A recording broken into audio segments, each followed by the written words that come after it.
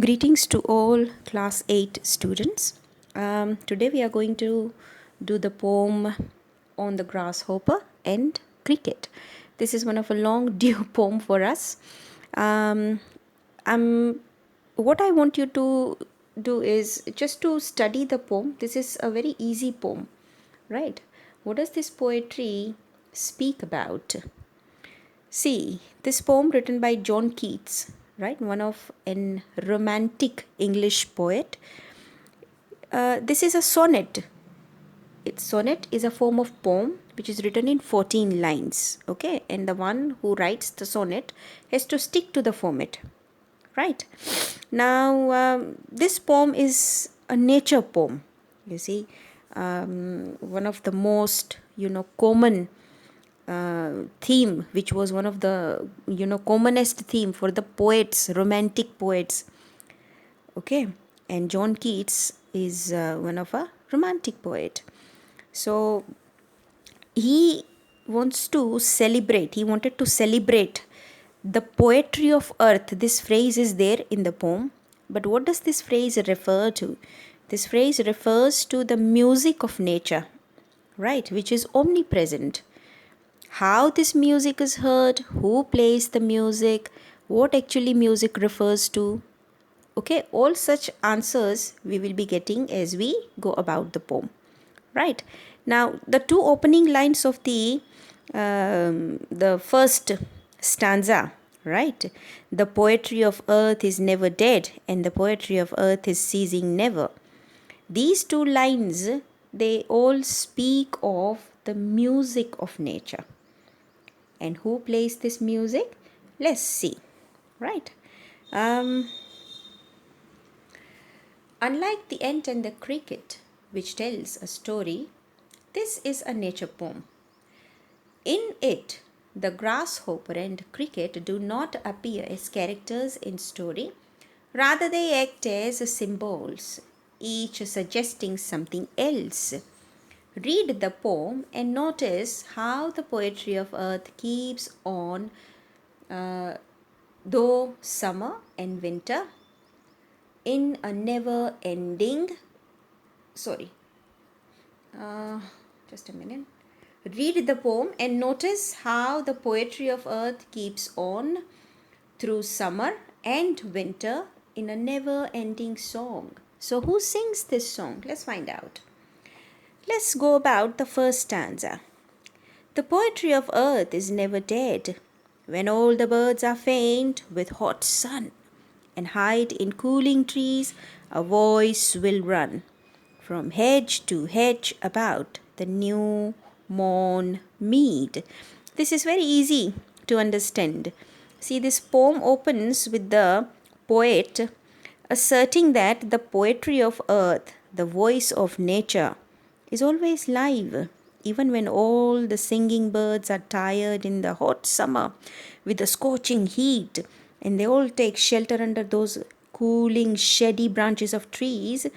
The nature song can still be heard, a voice which runs then from hedge to hedge and around those freshly cut grasslands. And who's that? That is the grasshopper's voice. See, it is written next stanza there, next line in the same stanza. That is the grasshopper's. He takes the lead.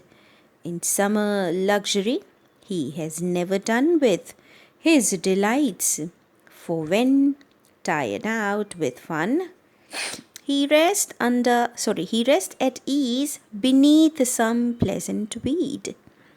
Okay, the grasshopper has the luxury of taking over the duty of carrying on with the everlasting song of earth even in the summer, as he is never done with his delight. Okay, this line means he is never tired of singing, he is never tired of speaking.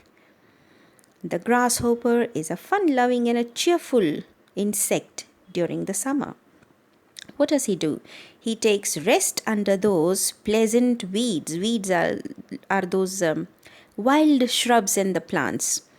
Only when he is tired out with fun. So when usually he works tirelessly singing his songs, right? But when he's feeling a bit tired, he goes under those wild shrubs. So you cannot see him, but you can hear him, right? Okay. The poetry of earth is ceasing never.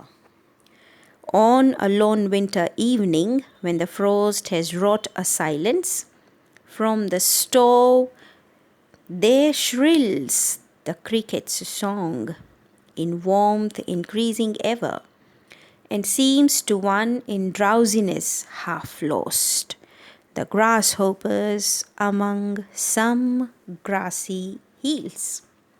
Okay, so what have we seen in the first stanza is during the summertime, who sings the songs? It's the grasshopper, and he works tirelessly.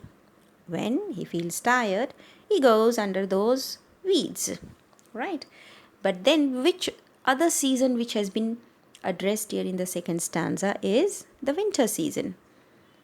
And who takes over? The poetry, the music of nature.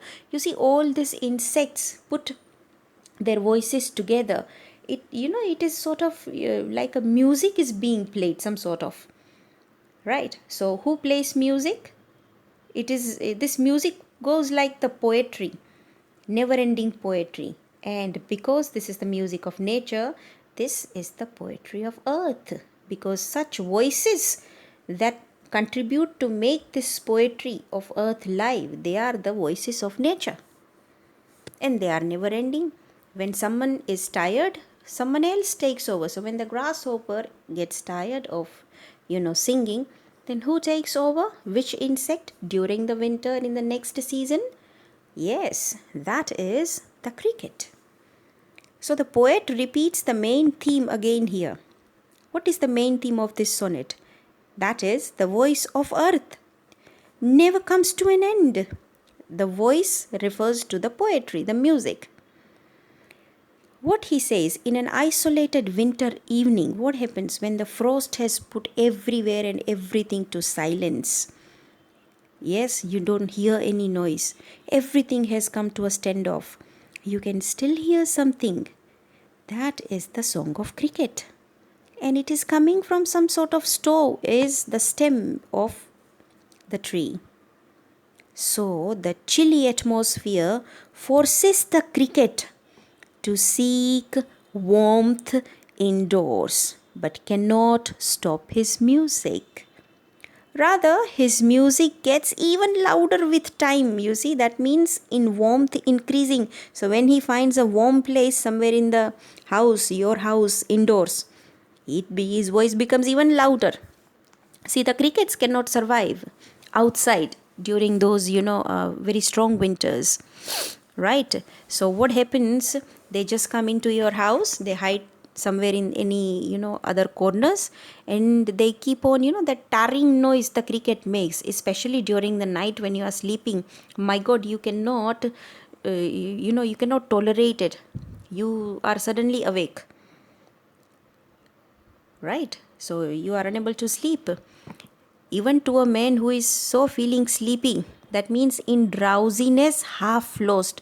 This line means the person who feels so sleepy, the cricket's song sounds like the grasshopper's voice among those grassy hills. Why? Because cricket has taken place during the winter of whose place? The grasshoppers. When the grasshopper is tired, the cricket takes over. So the poet means that people like to feel the warmth of summer even in the bleak winter by mistaking the cricket's song for the grasshopper's song. You see, in those during those chilly nights, it seems the voice of cricket makes you feel you are warm enough. Right? So this is how the romantic poets think. For them, anything, any element of nature becomes the theme, the thing of their affection. Right? So the poem is a sort of, a symbolic poem where the grasshopper and the cricket, they both symbolize the joyous mood, and the joyous mood that never ends, irrespective of any season, right? So in the the beautiful transparency of the language that he has used, it is a beautiful rhythm and the theme of nature. The sonnet has been one of the fine example of a truly a romantic poem. Yes, we are not talking about romanticism what we see in Bollywood movies. We talk about romantic here refers to something to do with nature, that is romance with nature. And those poets who always wrote the nature poems, right, any element of nature, they all were regarded as romantic poets, right? Now, going to its question answers, the first question is only to discuss. It is not supposed to be written in your CW. What does it say? Discuss with your partner the following definition of a poem. What is a poem? A poem is made of words that are arranged in a beautiful order. And these words, when you read them aloud, with feeling inside, have a music and a meaning on their own. Yes, it is true. Poetry, what is poetry? Poem is formatted, right? It is formed um, with different types of words, right? And all these words are best arranged in a musical order, like you have the scale when you play music. However, a poem being short, musical, and interesting is easy to learn by heart and to remember for a long period of time. You see, the way we all sing those Bollywood songs of your favorite songs that you keep humming and keep singing. What were these famous Bollywood songs earlier? They were all poems only. They were first written on the papers, the lyrics were written on the papers, and then adding music to it, they became songs, and that you loved to hum, right? Okay, the first question doesn't have to be written in for your CW. Second question, the poem of earth is not made of words. What is it made of then? Well, the poetry of earth is made of the chirping of birds in trees and the sound of the grasshopper, the sound of other insects like cricket, because they all sing joyfully without a long break. See, this poem is all about anywhere you hear the music of nature. It could be the chirping of bird, cuckooing of cuckoo, you see, cawing of crow, perhaps hissing of the snake, right? So any sound that comes to your eardrum, you see, especially if you have your bed next to the window, you see, in the morning, early morning, when you open a window, when everything is still, you still try to listen to carefully to the sounds. You'll always hear one or the other sounds, especially in early morning. So what all the sounds then, as the morning proceeds, uh, what happens, different, and as the sun comes out, the different sounds come to your eardrum, and all those sounds, be it chirping of birds or singing of other singing birds, or cuckooing or cawing, or perhaps this cacophony of peacock, anything, they all contribute to poetry of earth. So what John Keats say here, he says that any sound which is made, they all become a poetry, they all become like a poem, they all contribute to make the music of nature. And only those careful listeners can listen to this music. Beautiful one. Okay, question number 3. Find in the poem lines that match the following. The grasshopper's happiness never comes to an end. Well, you can underline this line. He has never done with his delight. That is in the first stanza. And the second one, the cricket's song has a warmth that never decreases. That line you can find in the second stanza. The cricket's song in warmth increasing ever. Right. Question number 4. Which word in stanza 2 is opposite in meaning to the frost? Well, the frost, nature of frost is cold. So in the second stanza, the opposite word could be warmth. Yes? Okay. The poetry of earth continues round the year through a cycle of 2 seasons. Mention each of its representative voice. So this question is asking the summer season is represented by which insect's voice, and the winter season also represented by John Keats through which insect. So let's say you can write, well, the two major seasons that are addressed in this sonnet, beautiful one, are the season of summer and the season of winter. Right. The summer season is marked by the grasshopper and the winter season is marked by the cricket. Right. So these 5 questions you are supposed to write down in your CW. Okay, not the first one. Yes. Second, third, fourth and fifth. Listen to the video, check the video out, learn, and any doubts are there, you can always ask. All right? Fine. Thank you very much.